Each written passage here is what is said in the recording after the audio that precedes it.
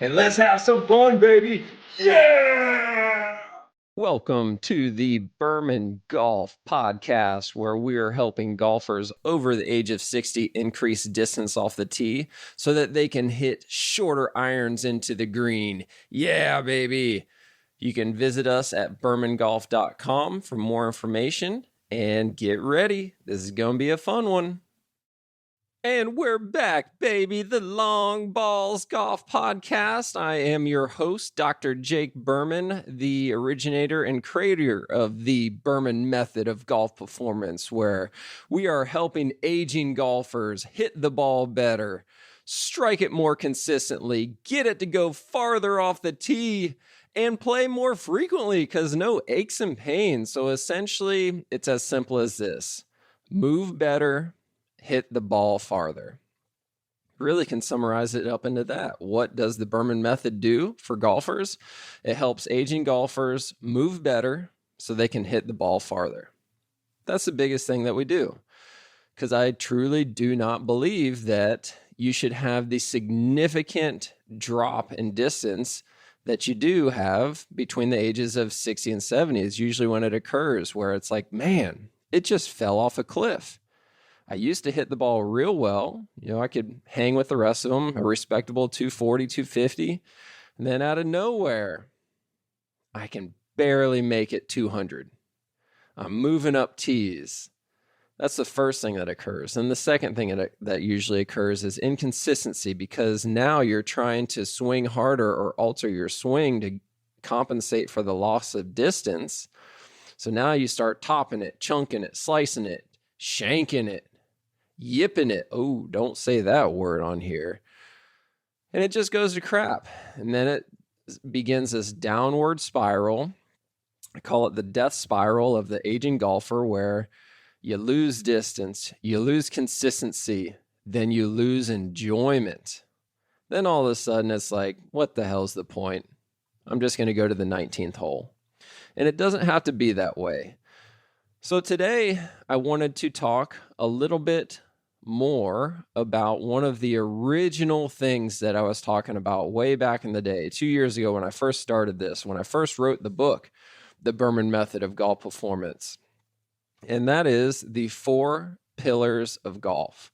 And I wanted to talk about it today because a lot of you that have been following me for some time now, you've got a pretty good understanding of what I'm talking about and my philosophy and what works, what doesn't work, and how I'm against golf lessons for 3 main reasons. If you're over the age of 60 and you're going to a golf lesson to gain distance, improve ball striking, or play more frequently because of back pain, knee pain, whatever it is, I'm just against that. So you got a pretty good idea of who I am and what I'm about nowadays. So I wanted to review one of the fundamental things that got us here, because it'll make way more sense today than it did 2 years ago when I first started talking about this. Reason why I wanted to do this today is because one of my business coaches that I've been with, 6-7 years now, he says these things regularly. Every quarter we have a meeting where everybody in the group gets together and we have a big mastermind meeting. And at least once during that weekend, he says these words: you need to be reminded more than you need something new. And when I was first new to the world of business and new to the group, I'm like, screw that. Give me some more stuff. Give me some new stuff. Give me some immediately tactical stuff so I can start generating more revenue and getting more lead generation, whatever it was. But man, it is more true now than it's ever been, the more that I know, where it's like, man, yes, I did hear that 4 years ago in a mastermind meeting over in San Diego or Chicago or wherever the meeting was, but I wasn't ready to hear it then. And that's what I want you guys to get out of this podcast today is you heard this stuff a year ago, 2 years ago, 3 years ago, whenever it was, but you might not have been ready to hear it and process it and actually do something about it then. So we're going to review some things today, and I'm going to sprinkle in a couple of new things for all of you out there that are just addicted to consumption and new things. So I'll sprinkle some new things in there. So don't tune out thinking that this is just a review. The thing that we need to remember is that there's 4 things that make up anybody's golf game. And I called them the 4 pillars of golf, right? There are 4 pillars of golf that make up whether you have a good game or a bad game or an okay game. And it doesn't matter if you're a beginner golfer or on TV, one of the pros, you still have all 4 of these pillars. And to make it make more sense, I want you to think of these 4 pillars as tires on a race car, because it's just so much easier to visualize 4 tires on a race car. If you want to get optimal performance out of that race car, you want equal and optimal air pressure in all 4 tires. That makes sense, right? That's easy. So now if you want to have a really good golf game, if you want to go out and break 100, or if you want to break 90, or if you want to break 80, or if you want to break 70, or if you want to break 65, you're going to have to relate it back to these 4 tires, meaning that if you're going to go out there and shoot 65, chances are you have equal and optimal air pressure in all 4 tires. So the race car is performing at its best. But if your goal is to go out there and shoot 90, then you're most likely going to have one tire is going to have optimal air pressure. The second tire is probably going to have a little less than optimal. And then the third tire might be really close to flat. And the 4th tire might have just barely enough air pressure in it to not call it flat. And that's pretty much what you need to shoot 90.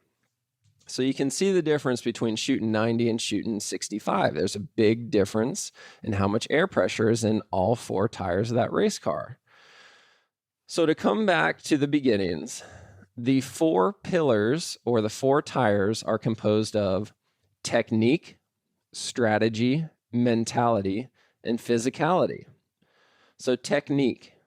So one of the tires, one of the pillars, one of the tires is your technique tire.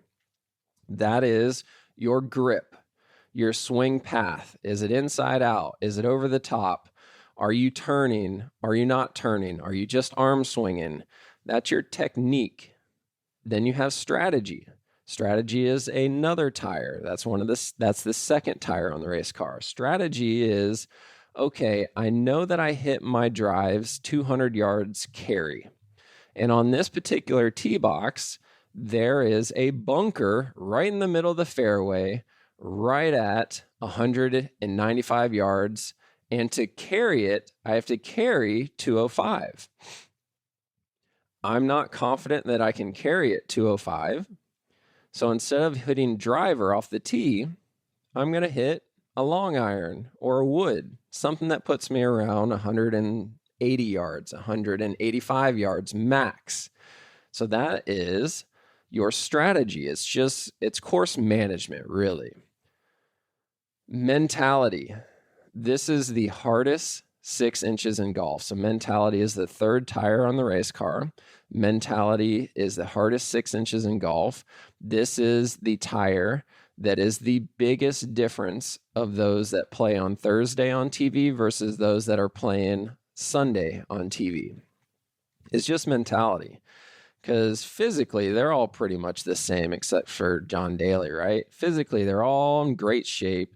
Strategy, they all are landing their tee shots in roughly the same area. They're all landing their shots on the green in roughly the same area.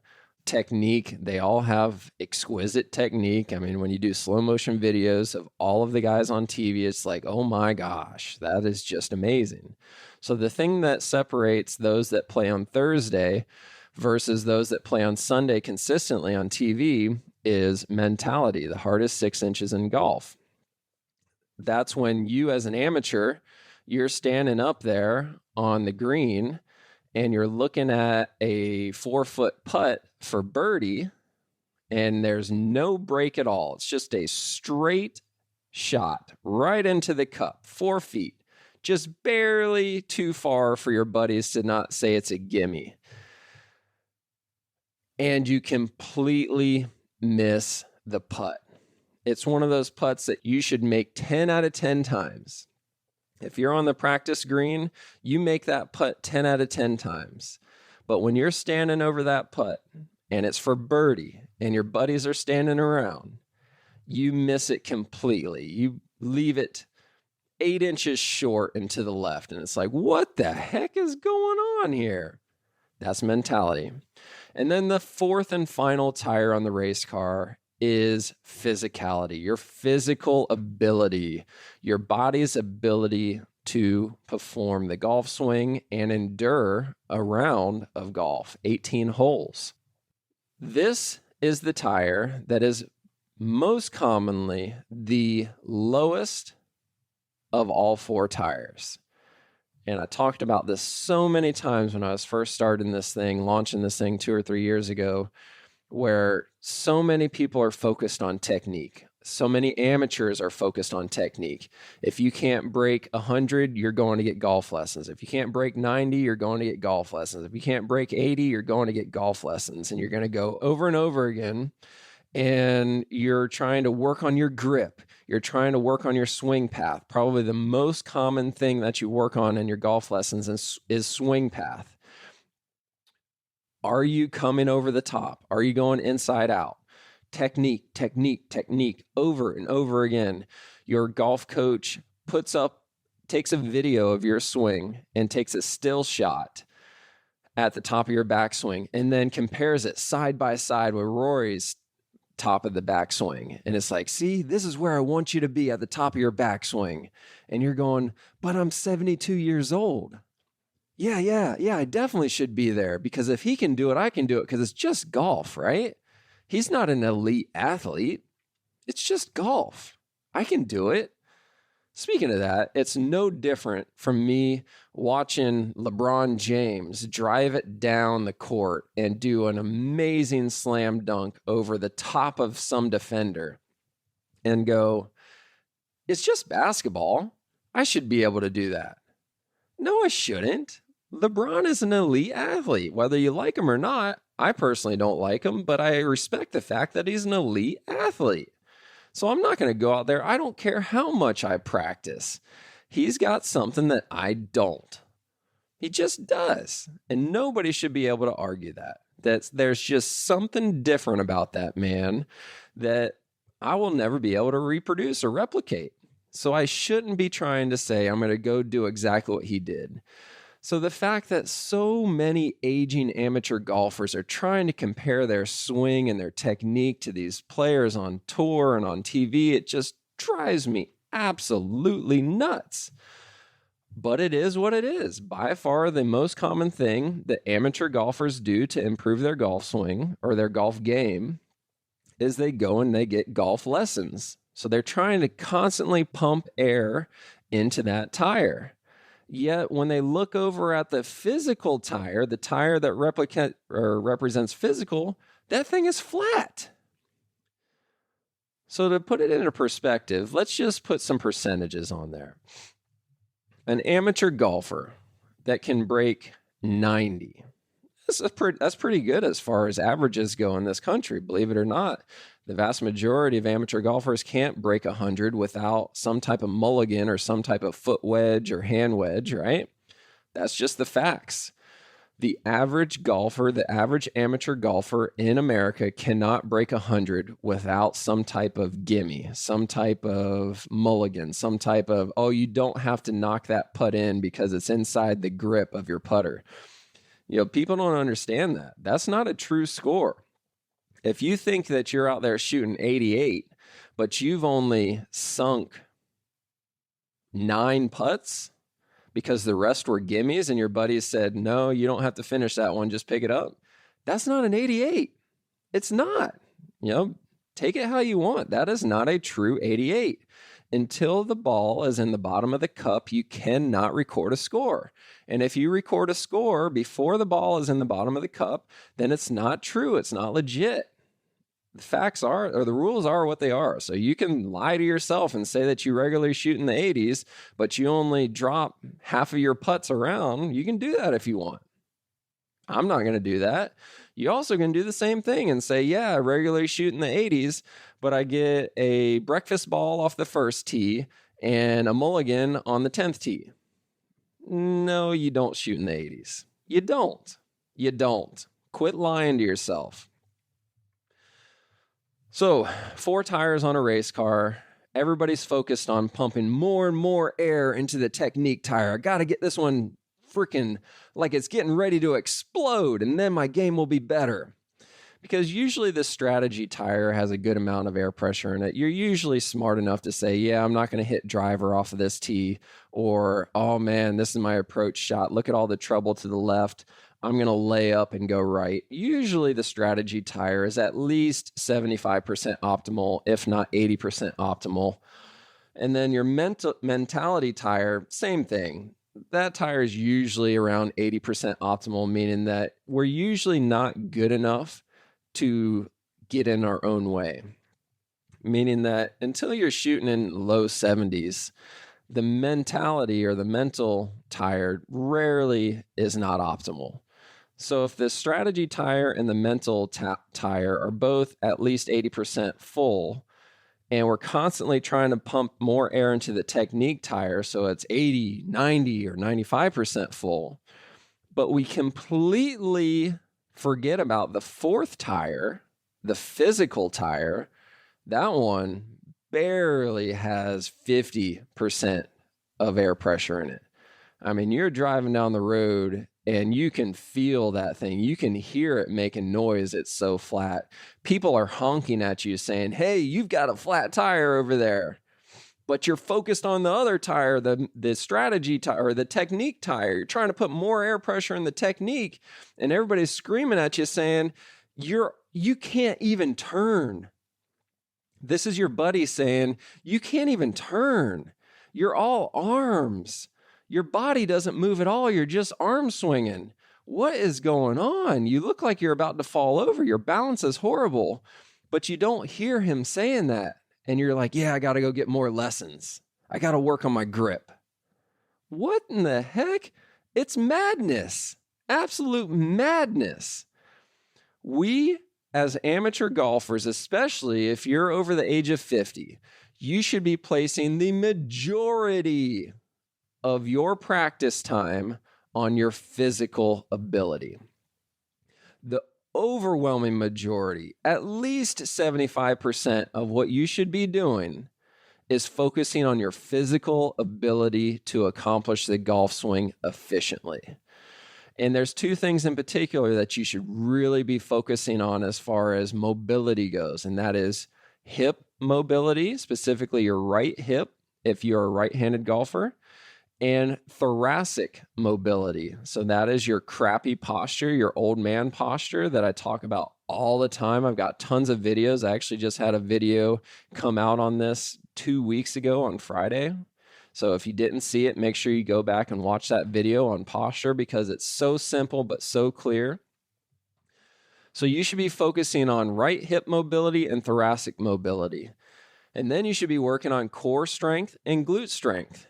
If you work on those 4 things the right way, and that composes 75 to 80% of your training and your golf game, it is impossible for you to not improve your golf game. Because again, the other 3 tires got a good amount of air pressure in them, but you're completely forgetting about the physical tire that's almost flat. So I hope that this makes sense. If it doesn't make sense, I've got good visuals in my book. So go on Amazon and get the Berman Method of Golf Performance on Amazon, or go to the website. Go to bermangolf.com and get my book there. If you buy it off my website and not off Amazon, I'll even throw in some other good stuff in there, some other coupons for the online program and some other things, just as a thank you for buying it from me and not from Amazon. So go in there, get the book. If you already got the book, get another book for your buddy that is just completely not willing to accept the fact that his body does not move like it used to move 30 years ago, that's the person that needs this book.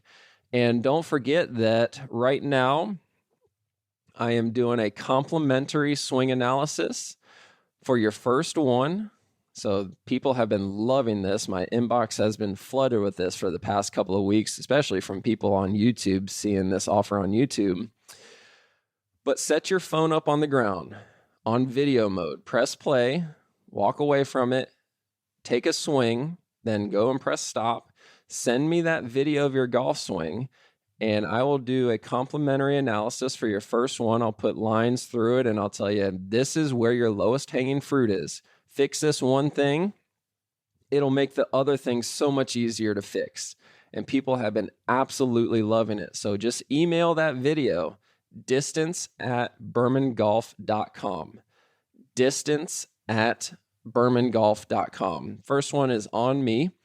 And I'll show you that it's your physical ability, not your technique. I'm pretty sure that your technique is not horrible. Even if it is horrible, it doesn't matter, right? Remember this. Here's a good take-home message for everybody.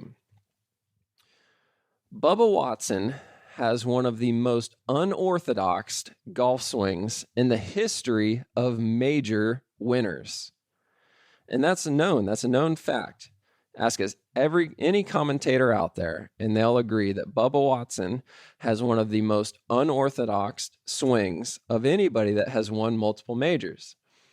He's never gotten golf lessons, allegedly, and he's got, who said it? I think it was when we were watching, or when a commentator was commentating on him in the Masters when he was on the path to win it the first time, where he had that amazing shot out of the woods. He described it as Bubba Watson's swing has more moving parts than a sieve or some type of vehicle that's got a lot of moving parts. But anyways, the point of it is that it was reproducible at the time. So it doesn't matter how unorthodox or how quote unquote horrendous or ugly your golf swing is. It does not matter as long as you can reproduce it every single time. And the thing that gives you the ability to reproduce it every single time is your muscles, is your body, it's your joints, it's your strength, it's your endurance, it's your body awareness, your motor control. That's what gives you the ability to reproduce it every single time. So I say this regularly on the record. You could shoot in the 80s, maybe even the 70s, depending on your short game. You could at least shoot in the 80s if the only shot you ever hit was a massive banana slice.